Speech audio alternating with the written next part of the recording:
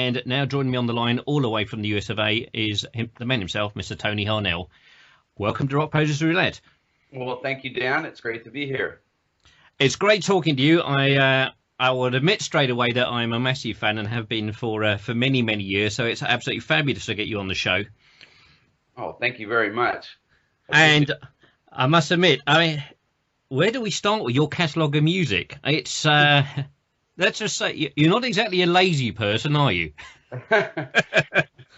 You know, it's funny actually. I think these last these last 4 years, I think, have been the least active for me. So I'm not sure. I guess you start from the beginning. Well, obviously, if we go all the way back, I first became aware of your good self when I got the self-titled TNT album back in, what would that be, 87, I guess, which I bought on input vinyl and was not disappointed, I must say. Excuse me for 1 second. Can we pause this because I'm getting a cough that I can't get rid of? Yeah, sure, no problem. I can just edit it. Okay, hang on. God. Okay. Okay, back to the question. Well, actually, that was the Tell No Tales album. So that was my second album with the band. So my first album was Knights of the New Thunder, which was 84. Excuse me. And then the self-titled was actually the first album they did was 83. That was before I came on board. So that was with their first singer. What on earth got you to go all the way over to Norway to join TNT? Bad judgment. No. You know, I've always been willing to do whatever it took. I was young. I was only 20 years old, 21 years old or something when the opportunity came around, and I was in a band that was doing really well in New York. And I just felt that, you know, I didn't really have anything to lose. They had a deal in Norway, and I thought the worst case scenario would be that I would record an album with a great producer and have just, you know, another notch on my belt on the way up to wherever I was headed, you know. Right. And I had no idea that after we finished the album that it was going to kind of take off like it did. They had been trying to get known outside of Norway before I came on board, and after we finished the album and mixed it, the label head in Norway sent it around all his affiliates around the world, and every single one was just wanted the record. So by the time we were, I don't know, a couple months out from mixing, we got the big call from New York, from the head offices of what's now Universal, then Mercury Records. And they said, yeah, we want the band for the world. So that was kind of unexpected and very fast. You know, one day I was getting approached with a cassette tape backstage at a concert I was doing in New York with my New York band. And, you know, less than, I don't know, what, 4 or 5 months later, I had a worldwide deal with the biggest label in the world. So it's kind of crazy. Well, obviously, apart from the stuff that you've done with TNT, I mean, the other projects, I mean, obviously, we must touch on Westworld, which are 3 albums I absolutely adore as well. And you've really got involved all the way down the line with some fabulous musicians and guitarists. Thank you. Yeah, I've been lucky that way. That was a cool project that came together through a producer in New York, upstate New York, that knew Bruno, actually. And then Mark Reale had done a project.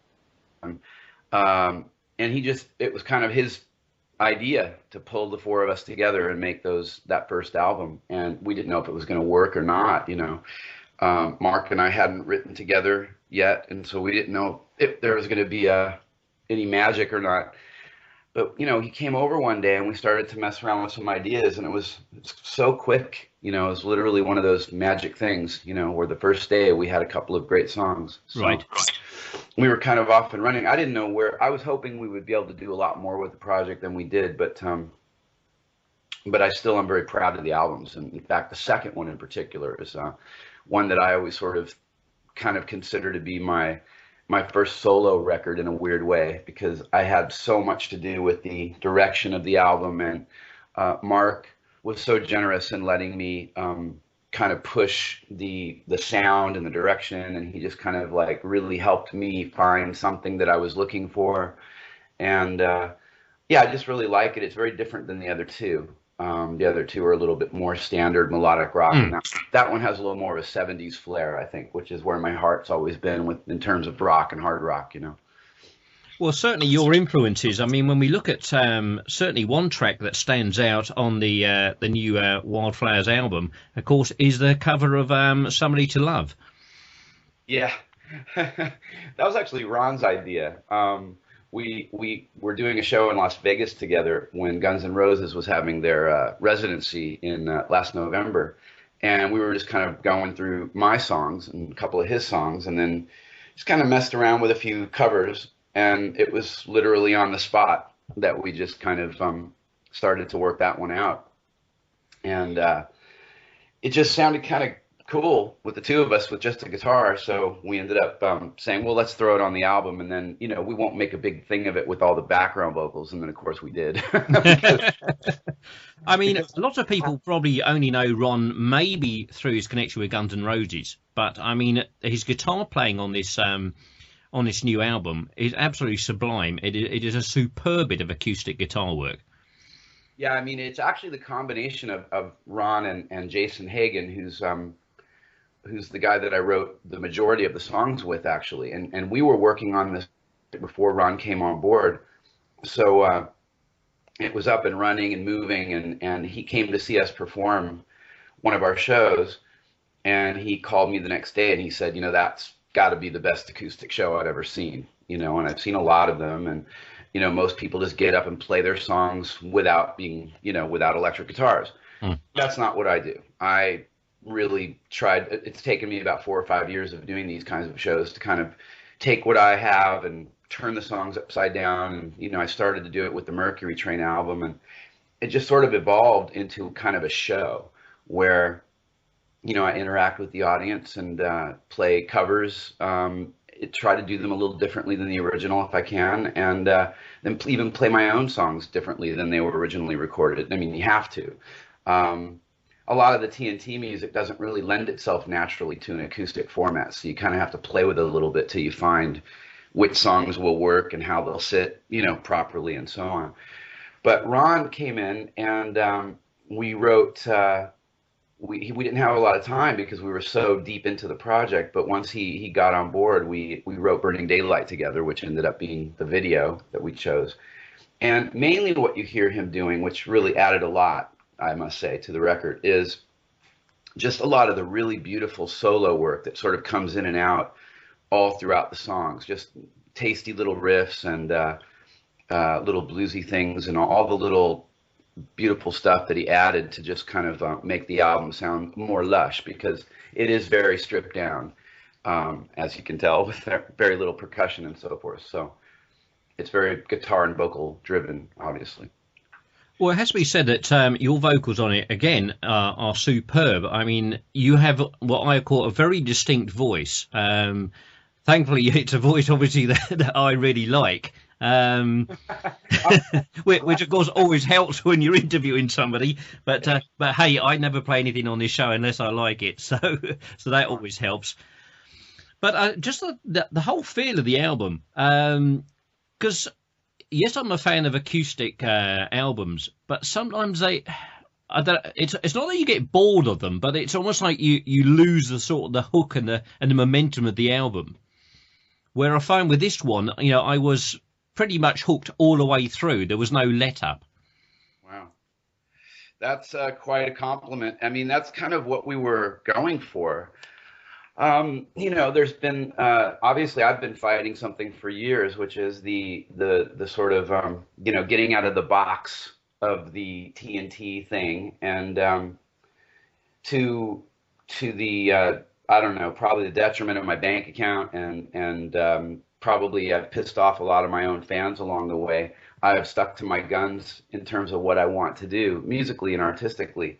You know, I am going to go back and do some things with my old band, which I'm sure you're going to bring up. But I think that I've always just strived to do what's in my heart I'm not out to prove something per se, but I do like to try different things with my music and my writing and my voice and just kind of see if it works. Not everything I've tried has worked. I'm definitely big enough to admit that, but I try to keep a certain level of quality at least in everything I do, even if it's not maybe everybody's cup of tea. I got, in fact, one prominent website that covers a lot of the music that I've been involved with over the years that's been very favorable to most of my projects, TNT, Westworld, Starbreaker, wrote me back and he basically said, yeah, it's not hitting me. Can't hear the melody, don't like the melodies, or something like that.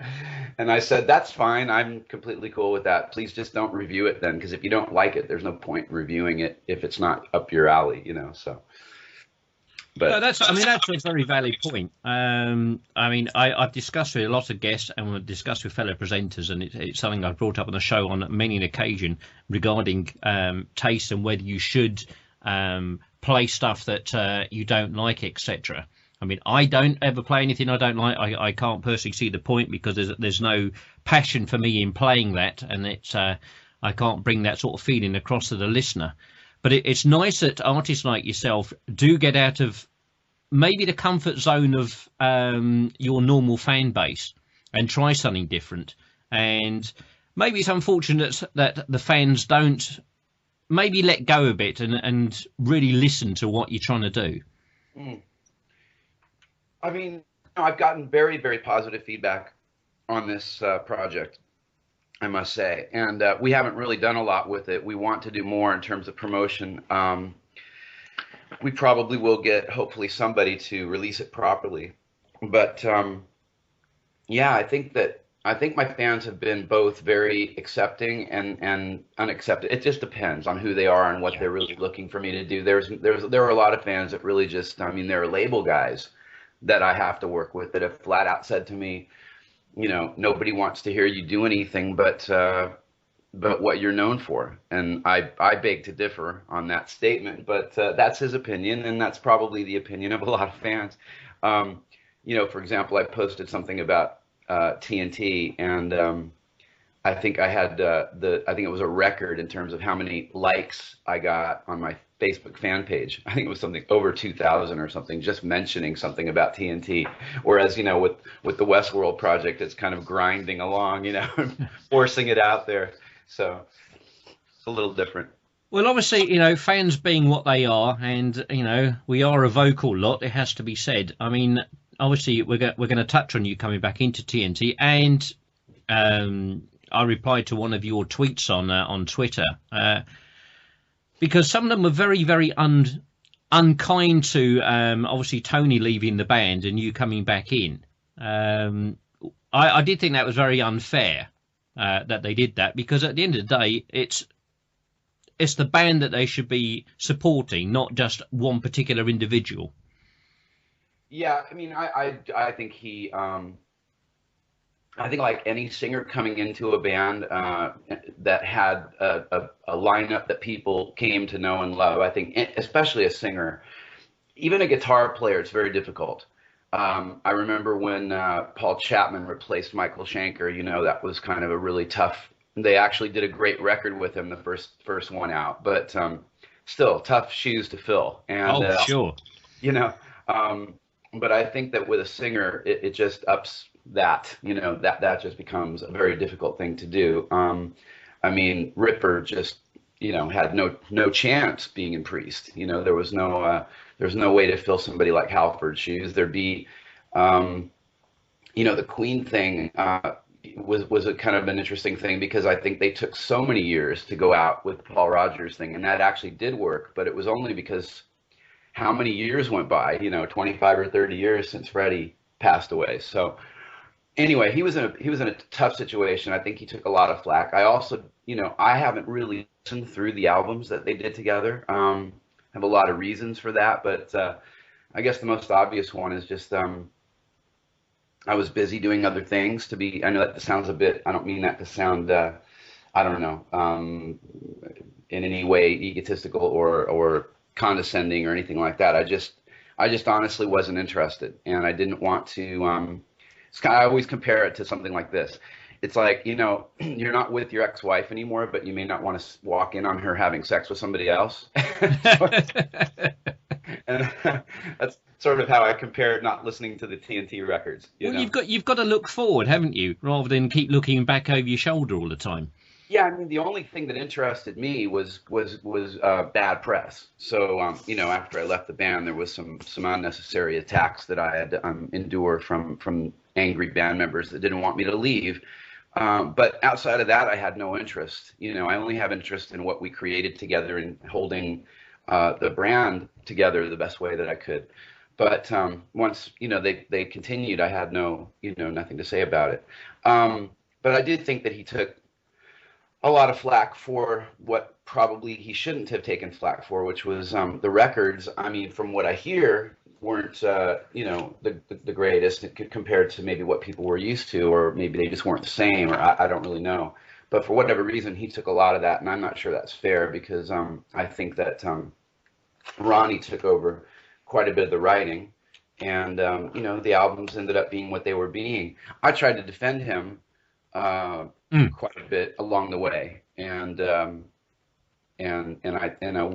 emailed each other along the way, and he would bounce things off of me, and we'd discuss issues, because he knew that I would know a lot more about the inner workings than he probably knew what he was getting into. And again, I'm not trying to say something nasty about it. It's just that every band has its color and its flavor, sure, and its way of operating, and it's like a marriage. And when you get involved with it, you sort of want to get some feedback from somebody who's been there and try to navigate your way through, the different colors of it.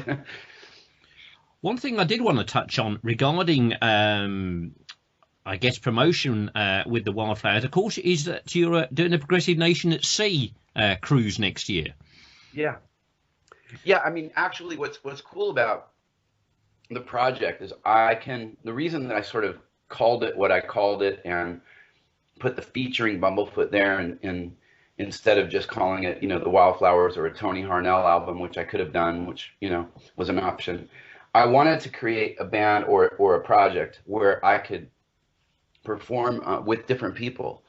And if Ron is available, then he and I can go out as a duo if it just doesn't work out to bring everybody. And some of these gigs, as people know today, because of the way the business is, either they don't pay enough, or the accommodations aren't right, or whatever the situation may be, you just can't bring everybody. Oh, sure. So being that it's an acoustic project, it makes it, I wanted to have something that I could go out with him if he can do it. If I can bring the whole group, that's great. If sometimes have to play with a different guitar player, that'll still work, So I wanted to sort of be a very open sort of thing where I could have a lot of options. So yeah, I don't know if I would call the Progressive Nation show sort of a direct promotion of the Wildflowers project, but it's certainly a direct promotion of Ron and I coming together. And I think that we will do Wildflower songs, obviously, but probably we will do things that we haven't done before. After all, it is a progressive cruise, so we'll have to be a little progressive somehow. They do seem very popular, these cruises now. Obviously, there's the one that they have for, shall we say, and I hate the phrase, the sort of the hair metal band side of things. You mean the Monsters of Rock? The Monsters of Rock cruise. Yeah, I mean, that seems incredibly popular. I do know a couple of people who've been on them, and one acquainted of mine actually ended up running the lights in the end, which was sort of not quite what he was planning when he booked his ticket. But yeah, those things happen. Well, I was there in March. I performed last Monsters of Rock cruise, and I did an acoustic set with Michael Sweet and Oz Fox. And we sort of split it up into one show with two sections to it. So they came out and performed, and then they brought me out, and I did sort of the last part of the show. And it was really great.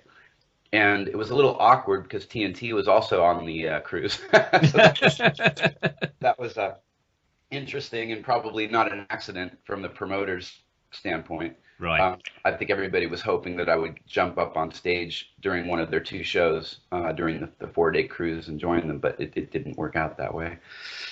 But it was fun, though. I mean, the fans were wonderful, and they did a great job. The stages were great. Yeah, it was actually a lot of fun. I would do it again, and I'm going to do this other one now, which is going to be, from what I hear, a really nice, well put together cruise. Mike Portnoy is a big part of it. It's partly his company. I think it is his actually idea and his thing that he's organized. Right. And he's a great guy. Obviously, the busiest drummer in music, probably. Yeah. You know.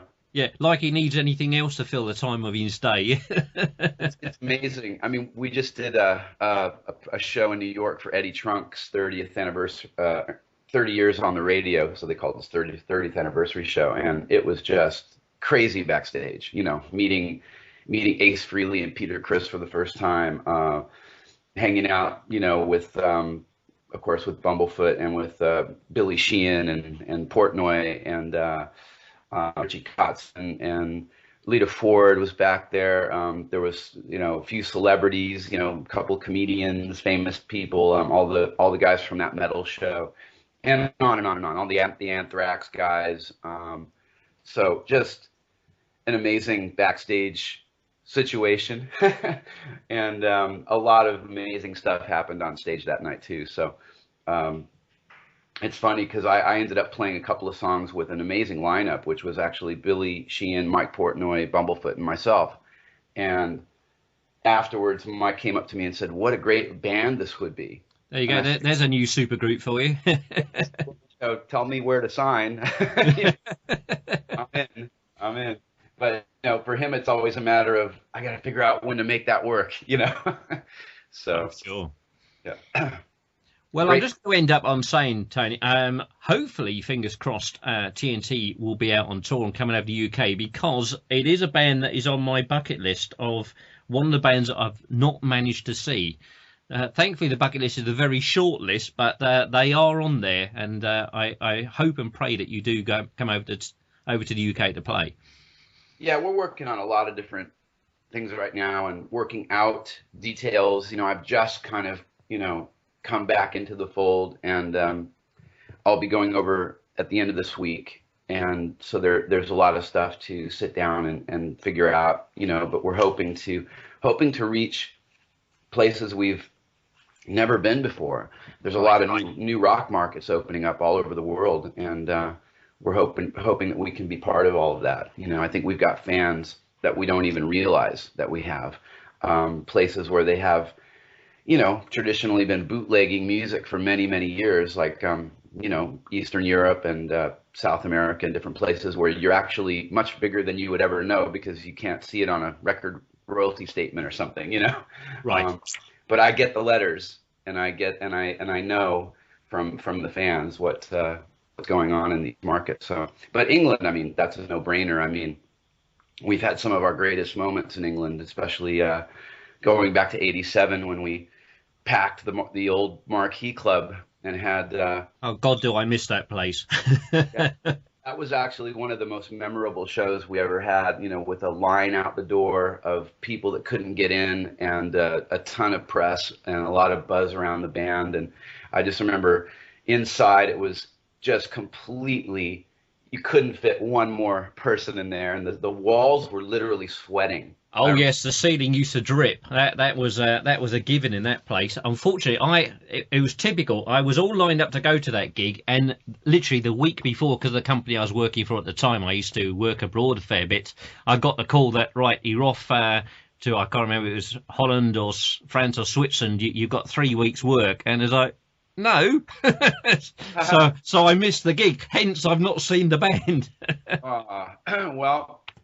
Hopefully we'll make it. We were going to do one show over there, but we didn't work out the details quite the way we wanted. So, but we're working on basically as many markets as we can, and of course we're going to hit the festivals. So I believe I don't know what I'm allowed to announce yet, so I probably won't say too much. But probably that's not to say on air, no. Yeah, but we'll be hitting, you know, so far we're getting asked to do pretty much all the major festivals in Europe since the announcements were made. So we'll see how it all pans out. Well, Tony, it's been an immense pleasure having you on the show. Many thanks for taking the time out today to speak to me. And hopefully I shall get to see you sometime in the near future. I appreciate it, Dan. Thank you so much, and it's been a great pleasure. And hopefully, we will meet each other in the UK very soon. Thank you very much, Tony. Take care. Take care. Bye.